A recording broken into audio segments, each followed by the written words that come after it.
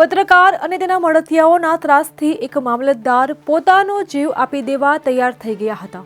જી હા, અમે આજે એક એવા રાજકીય પેઠું બનીને પત્રકારત્વ કરી રહેલ વ્યક્તિની વાત કરીશું, જેણે એક મામલતદારને એટલા બધા હેરાન કર્યા કે મામલતદારે ઝેરી દવા પી લીધી હતી।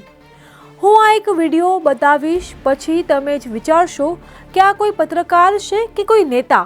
ડીસામાં સર્વ સમાજના લોકો સાથે આજે ડૉક્ટર બાબા સાહેબ આંબેડકરની પ્રતિમાથી રેલી કાઢી અને સરકાર સામે અમે એક નારાજગી વ્યક્ત કરી છે કે ડીસામાં ખુલ્લેઆમ દારૂ ડ્રગ્સ મળી રહ્યું છે। અને જ્યારે વડગામના ધારાસભ્યને થરાદ ને શિવનગરની મહિલાઓ રજૂઆત કરી છે કે ભાઈ અમારા શિવનગરમાં ખુલ્લેઆમ દારૂ અને ડ્રગ્સ મળે છે અને પોલીસ કંઈ સાંભળતી નથી। જ્યારે ધારાસભ્ય ત્યાં રજૂઆત કરવા જાય છે ત્યારે રજૂઆતમાં પોલીસને માઠું લાગી જાય છે અને પોલીસ પરિવારના લોકો ભાજપના ઈશારે જ્યારે જિગ્નેશ મેવાણીના વિરોધમાં રેલીઓ કાઢે છે અને હર્ષ સોંઘી જ્યારે એમના સંસ્કારની વાતો કરે છે તો હર્ષ સોંઘીને આ મીડિયાના માધ્યમથી કહેવા માગું છું કે આ બાબા સાહેબ આંબેડકરના વંશજો છે, અમારા સંસ્કારની વાતો ના કરતા, નહીં તો તમે ખોવાઈ જશો। જ્યારે ગુજરાતના દલિત સમાજ અને ઓબીસી સમાજ જ્યારે તમારી સામે પડશે ને ત્યારે ગુજરાતના ખૂણે તમે દેખાશો નહીં। જોયું, આ શખ્સ કોણ લાગ્યો તમને? છે ને છટાદાર ભાષણબાજ નેતા? ના, આ તો બનાસકાંઠા પંથકમાં પત્રકાર બનીને ફરતા અને આરટીઆઈ અને અરજીઓથી અધિકારીઓને પોતાના ઈશારે નચાવતા બ્લેકમેલ કરતો ગૌતમ છત્રાલિયા છે।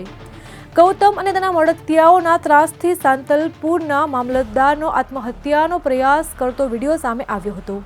સાંતલપુર તાલુકાના મામલતદાર ડીડી પંડ્યાએ ગંભીર પરિસ્થિતિમાં આત્મહત્યાનો પ્રયાસ કર્યો હોવાની ઘટના સામે આવી છે।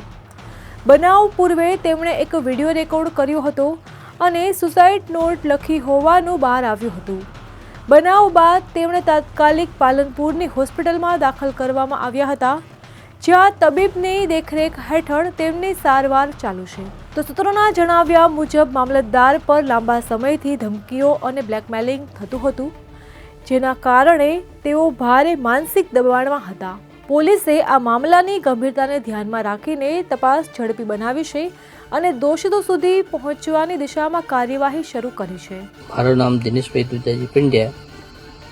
આજ રોજ હું આ છેલ્લો વિડીયો બનાવી રહ્યો છું।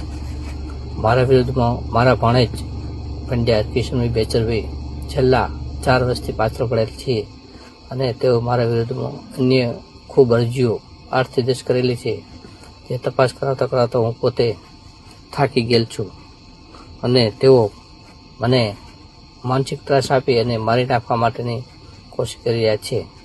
અમારી તમામ માહિતીથી અપડેટેડ રહેવા માટે જોડાયેલા રહો ત્રિશુલ ન્યૂઝ સાથે।